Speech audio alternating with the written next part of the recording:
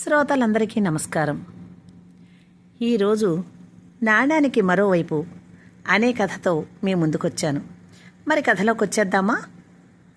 నాణానికి మరోవైపు కథ రచన పఠనం విజయలక్ష్మి. అర్ధరాత్రి 1 గంట, నిశిరాత్రి. అది ఊరవతల ఉన్న దళిత వీధి. ఇరుకిరుకు సందులు, కొన్ని పెంకుటిళ్ళు, కొన్ని గుడిసెలు. అక్కడ నివసించేవారంతా తోలు పని వృత్తి చేసేవారే. ఆడవాళ్లు మాత్రం కూలి పనులకు వెళతారు. తోలు వృత్తి వలన జంతు కళేబరాలు, మాంసపు ఖండాలు, వేళ్లాడదీసిన తోళ్లు, చెప్పాలంటే దుర్గంధం వెదజల్లుతోంది. అక్కడ ఆడవారిది దుర్భరమైన జీవితం. నిరంతరం జంతు కళేబరాలు, తోళ్లు మధ్య కాపురాలు. చిన్న చిన్న ఇళ్ళు, గ్యాస్ స్టవ్లు లేవు. ఒకవేళ గవర్నమెంట్ వారిచ్చిన దీపం పథకం కింద ఇచ్చిన గ్యాసులు ఉన్నా అవి విడిపించుకునే శక్తి లేక కర్రా కంప ఏరి కొని తెచ్చుకొని పొయ్యిపైనే వంట. ఒక పక్క వంట పని ముగించుకొని కూలి పనికి పోవాలి. మరొక వైపు పిల్లల్ని సందలించుకోవాలి. చాలా నిశ్శబ్దంగా ఉందేమో. కుక్కల అరుపులు గట్టిగా వినిపిస్తున్నాయి. కుక్కలు రోజు అర్ధరాత్రి గట్టిగా అరుస్తూ ఉంటాయి. అయితే వాటికి అతీంద్రియ శక్తులు కనిపిస్తాయని, అందుకే అవి మోర ఎత్తి అరుస్తాయని అంటూ ఉంటారు. కుక్కలు అలా అరిస్తే అరిష్టమని పెద్దవాళ్ళెవరో ఒకళ్ళు నిద్దట్లోంచి తెలివి వచ్చి చీ అంటూ గట్టిగా అదిలిస్తూ ఉంటారు. మధ్యలో గుడ్లగోబ గట్టిగా అరుస్తోంది. ఆరుబయట నవారు మంచం మీద 6 ఏళ్ల కొడుకు ఇరిగాడిని పక్కన వేసుకుని పడుకున్న నాగమ్మ కుక్కల అరుపులకి తెలివి వచ్చి అట్నుంచి ఇటు ఒత్తిగిలి పడుకుంది. కుక్కల అరుపులకి నిద్దట్లోనే జడుచుకున్న 6 ఏళ్ల ఈరిగాడు తల్లిని గట్టిగా పట్టుకుని పడుకున్నాడు. ఎవరో మనిషి అలికిడి అయినట్టు అనిపించి కళ్ళు సగం తెరిచిన నాగమ్మ పొట్టలో గట్టిగా కత్తితో పొడిచాడు ఒక ఆగంతకుడు. కెవ్వున అరిచింది నాగమ్మ. చివ్వున రక్తం పంపులోలాగా పైకి లేచి ఆమె కొడుకు ఈరిగాడి ఒళ్ళంతా రక్తంతో తడిసిపోయింది. లమ్మా లమ్మా అంటూ ఈరిగాడు తన ఒంటి మీద ఉన్న రక్తాన్ని, రక్తసిక్తమై పొట్టలోంచి రక్తం ఉబికి వస్తున్న తల్లిని చూస్తూ భయంతో ఏడుస్తున్నాడు. అంతే, ఆరుబయటే ఎవరి గుమ్మాల ముందు పడుకున్న వాళ్ళంతా గబగబా చేరారు. రక్తంతో తడిసిపోయిన తల్లి కొడుకులను చూసి భయంతో బిగుసుకుపోయారు. అప్పటికే ప్రాణం విడిచింది నాగమ్మ. ఆడవాళ్లు, మగవాళ్లు అందరూ ఈ దుస్సంఘటనకి భయభ్రాంతులయ్యారు. నాగమ్మ పొట్టలో 3 చోట్ల కత్తిపోట్లు కనిపిస్తున్నాయి. పసిపిల్లవాడిని పక్కనే వేసుకుని పడుకున్న నాగమ్మని ఎవరు చంపారు? కొంతమంది పదండ్రా, ఎప్పుడూ ఎవడు చేశాడో ఈ పని చూద్దాం అన్నారు. మరికొందరు మనమేం చేస్తాం, పేషెంట్ గారి ఇంటికి వెళ్ళి వద్దాం పదండి, ఆయనే ఏ పోలీస్ కంప్లైంటో ఎత్తాడు అన్నాడు ఒకడు. అసలు ఈ అర్ధరాత్రి పేషెంట్ గారింటికి వెళ్ళాలంటే 1 కిలోమీటర్ వెళ్ళాలా, ఏం చేస్తాం పదండి అంటూ ఒక 10 మంది ప్రెసిడెంట్ గారి ఇంటికి బయలుదేరారు. ఒరేయ్, ఎవడు చంపేశాడంటావురా? పోనీ నాగమ్మ ఎవరితోనూ గొడపడే మనిషి కాదు. పాపం దానికి తల్లా తండ్రా ఎవరూ లేరు. మొగుడు చచ్చిపోయి 5 ఏళ్ళు అయిపోయింది. ఏదో దాని బిడ్డన్నది కూలో నాలో చేసుకుని బతుకుతుంటే ఈ చిన్న కుర్రాన్ని చూసైనా జాలీ లేదేట్రా? మనుషులు ఆఖరికి ఇలా తయారయ్యారు. ఏమో, ఎన్నాళ్ళ నుంచి ఆరుబయట దర్జాగా పడుకుంటానో ఎప్పుడూ ఇలా జరగలేదు అన్నాడు 85 ఏళ్ల ముసలాడకుడు. ఇంతట్లో ప్రెసిడెంట్ గారు ఇల్లు వచ్చింది. బాబు, ప్రెసిడెంట్ గారు అంటూ తలుపులు కొట్టారు. ప్రెసిడెంట్ బద్ధకంగా లేచి వచ్చి తలుపు తీశాడు. ఎదురుగా 10 మందిని చూసి ఏంట్రా, ఏమైంది, ఎంత రాత్రిలో వచ్చేసారేటి అన్నాడు కంగారుగా. ప్రెసిడెంటు దయగల వ్యక్తి అని అతనికి పేరుంది, అందుకే అంత గాభరా పడుతూ వచ్చాడు. బాబుగారు, మా వాళ్ళ నాగమ్మని ఎవరో కత్తుతో పొడి చంపేశారు బాబు అన్నాడు కన్నీళ్లు పెట్టుకుని. అంతే, వెంటనే ప్రెసిడెంటు షర్టు వేసుకుని దళితవాడకు బయలుదేరాడు. శరీరం అంతా రక్తసిక్తంతో విగతజీవిలా పడి ఉన్న నాగమ్మ పక్కనే తల్లి రక్తంతో తడిసిపోయిన 6 ఏళ్ల ఈరిగాడు లమ్మా లమ్మా అంటూ రోదిస్తూ కనిపించాడు. ప్రెసిడెంట్కి ఆ సంఘటనకి చలించిపోయినట్లు ముఖం పెట్టి 4 పెద్దల్ని తీసుకుని పోలీస్ స్టేషన్కి వెళ్ళి కంప్లైంట్ ఇచ్చి వచ్చాడు. నాగమ్మ చుట్టాలకి కబురు పెట్టారు పెద్దలు. ఓ లమ్మో, ఇలాంటిది ఎప్పుడూ చూడలేదు. నాగమ్మని చంపవలసిన అవసరం ఎవరికొచ్చింది? నాగమ్మ దళితుల్లో పుట్టిన అమ్మాయి అయినా అలా ఉంటుందా? చాలా అందగత్తి అంటున్నారు అందరూ. నాగమ్మ చాలా నాజూకుగా, తెల్లగా, పెద్ద పెద్ద కళ్ళు, పొడవాటి జడ, చూస్తే కళ్ళు తిప్పుకోలేనంత అందంగా ఉంటుంది. నాగమ్మని పెళ్లి చేసుకుంటామని బోలెడు సంబంధాలు వచ్చినా తండ్రి తన మేనల్లుడు ఉన్నాడని వాడికే నా పిల్లనిస్తానని చెప్పేవాడు. నాగమ్మ తండ్రి అప్పన్నతో అందరూ అనేవారు, అప్పన్న మహాలక్ష్మి లాంటి కూతురు కన్నావురా, తిరిగి ఎదురు కట్నం ఇస్తామన్న సంబంధాలు వస్తుంటే ఏమీ లేని మేనరుడికి ఇస్తానంటే వెట్రా, ఆడి కాడేముంది, మనలాగే తోలు పని చేసుకుని ఏం సంపాదించాడు, దాన్ని ఏం బాగా చూసుకుంటాడు అనకూడదు. కానీ దీని అందానికైతే అగ్గర కులపోళ్ళు కూడా పెళ్లి చేసేసుకుంటారా అనేవారు చుట్టాలు. అప్పన్న ఒక నవ్వు నవ్వి, అందం చూసి చేసుకునేవాడిని నేను నమ్మను, నా రగత సంబంధం నా చెల్లెలు కొడుకు బోరయ్య మంచి కుర్రోడు, ఆడందంగా లేకపోయినా ఆడు బుద్ధిమంతుడు, అందం డబ్బు కాదురా చూసేది, ఆడు నా కూతుర్ని గుండెల్లో పెట్టుకుని సొత్తాడురా, డబ్బున్నోడిని తెలియనోడిని ఇస్తే ఆడు దాన్ని సతాయిస్తే లాభం ఏంటి, దానమ్మ చిన్నప్పుడే పోయినా దాని అరసేతుల్లో నడిపించి పెంచానురా, దాని కూలి పనికి ఎప్పుడైనా పంపానా, అందరూ బాపనోళ్ళ పిల్లలాగా కూసోబెట్టి పోషింతున్నావు, పనికి రాకపోతే రేపు పొద్దున్న అది ఇల్లు ఎలా చెక్క పెట్టుకుంటుంది, పోనీ డబ్బున్నోడికి ఇస్తావా అంటే నా మేనలని పాట పాడుతున్నావు అనేవారు అందరూ అప్పన్నతో. ఒరే మీకదే తెలదు, అది చూస్తే పైడి బొమ్మలాగా ఉంటుంది, అలాంటి పిల్లని బయటికి పంపితే రాబందులాంటి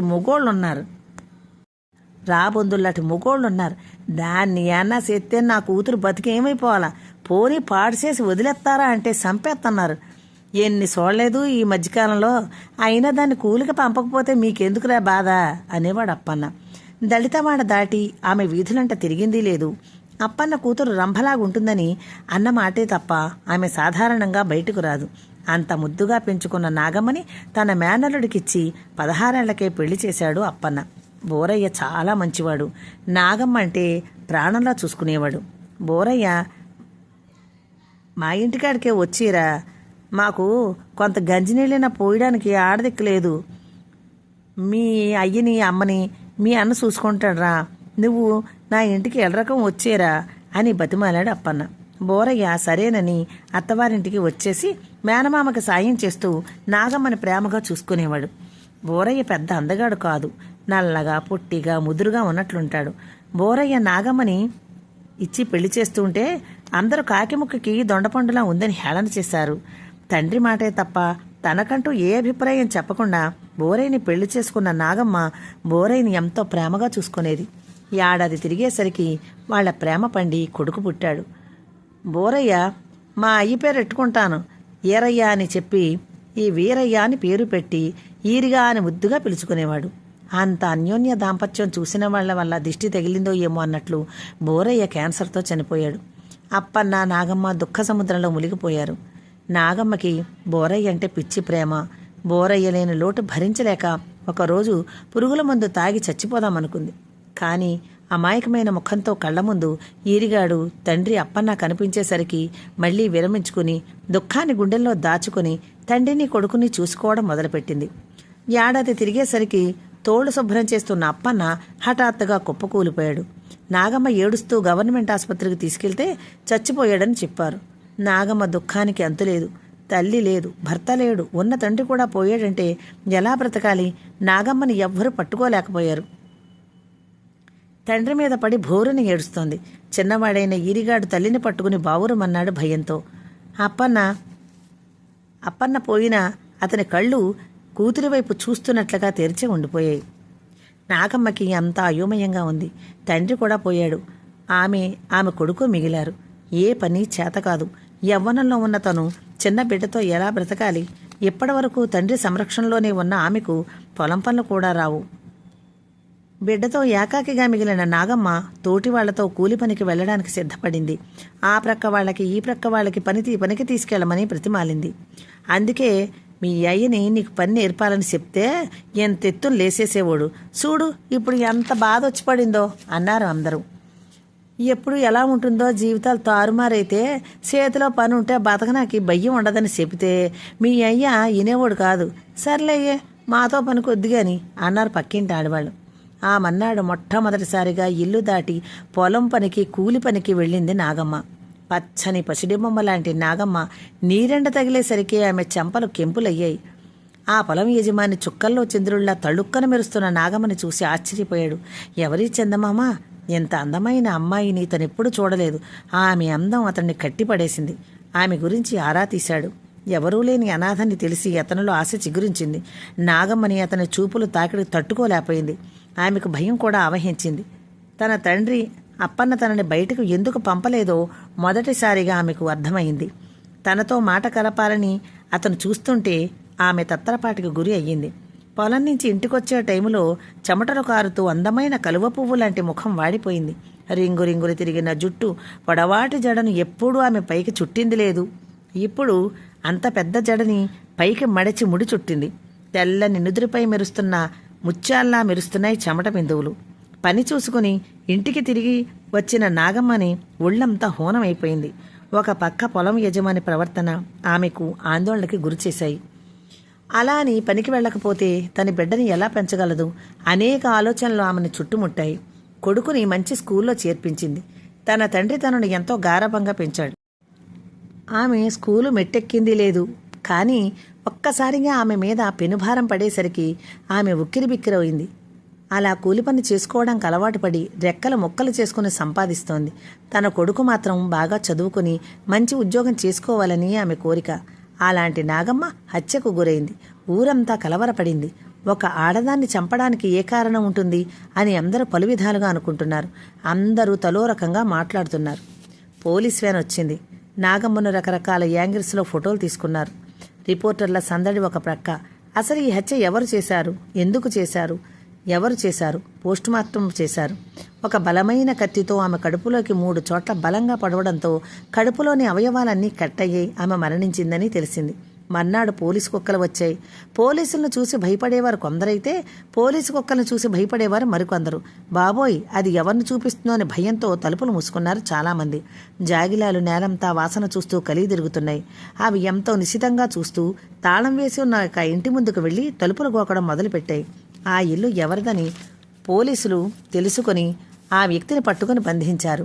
వేలిముద్రలు కూడా సరిపోయాయి. పోలీసులు అతన్ని బంధించిన వెంటనే ప్రజలు ఆశ్చర్యపోయారు. అతడు ఆ వీధిలో వ్యక్తే. అయితే అతను 2 రోజుల క్రితం తాళం వేసుకుని ఊరికి వెళ్ళాడు. అతనికి ఎవరూ లేరు. అతను ఒక్కడే ఇంట్లో ఉంటాడు. ఊర్లోనే లేని అతన్ని పోలీసులు ఎందుకు బంధించారో అర్థం కాలేదు ప్రజలకి. పోలీసులతో అతనికి ఏ పాపం తెలియదని ముందు బుకాయించినా దండోపాయం ప్రయోగించేసరికి అక్కడే అందరి సమక్షంలోనే తాను ఈ హత్య చేశానని ఒప్పుకున్నాడు అతను.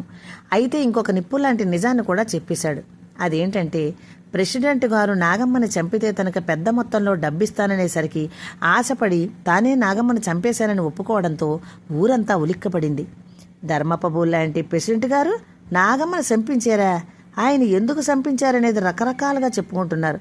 ఆఖరకు తేలిందేమిటయ్యా అంటే ప్రెసిడెంట్ గారు నాగమ్మని తనకి ఉంపడిగత్తిగా ఉండమని కబురు పెడితే నాగమ్మ నిరాకరించింది. దాంతో తన మాట తిరస్కరించడాన్ని ఆయన జీర్ణించుకోలేకపోయాడు. తన దారిలోకి రాలేదని ఆమె దిర్జాగా తిరగడం అతను సహించలేకపోయాడు. దాని పర్యవసానమే నాగమ్మ హత్య. ఇది ఏమీ ఎరుగని అమాయక ప్రజలు ప్రెసిడెంట్ గారైతే నాగమ్మకి న్యాయం చేస్తారనుకుంటూ ఆయన దగ్గరికి వెళ్లారు. వాళ్ళు వచ్చిన వెంటనే తను అనుకున్నది జరిగినందుకు లోపల సంతోషపడుతూ బయటికి మేకవన్నె పులిలాగా అయ్యో అలాగా అంటూ పోలీస్ స్టేషన్లో ఏమీ ఎరగనట్టు ఫిర్యాదు కూడా ఇచ్చాడంటే ఆయన మీద ఎంత మాత్రం అనుమానం రాదనుకున్నారు. కానీ దెబ్బలు తినలేక హంతకుడు అతని పేరు చెప్పేయడంతో అవాక్కయ్యాడు ప్రెసిడెంట్. ఈ విషయాన్ని ప్రజలు జీర్ణించుకోలేకపోయారు. ఎందుకంటే ప్రెసిడెంట్ అంటే అందరికీ సహాయం చేసే వ్యక్తిగానే అందరూ అనుకున్నారు. కానీ నాణానికి మరోవైపు ఉంటుందని తెలుసుకోలేకపోయారు. నాగమ్మ చచ్చిపోయింది. ఈరిగాడు అనాథాశ్రమానికి చేరుకున్నాడు. ఏం చేశాడో తెలియదు. మరి ప్రెసిడెంట్ మళ్ళీ దర్జాగా బయట తిరుగుతున్నాడు. కథ సమాప్తం. ఈ నా కథ నచ్చితే నా ఛానల్ సబ్స్క్రైబ్ చేసుకొని షేర్ చేసి కామెంట్ చేసి నన్ను మరింత ప్రోత్సహించాలని నా ప్రార్థన. ఇప్పటి వరకు నా ఛానల్ సబ్స్క్రైబ్ చేసుకున్న వారికి, నా కథలను వింటున్న వారికి నా ప్రత్యేక ధన్యవాదాలు.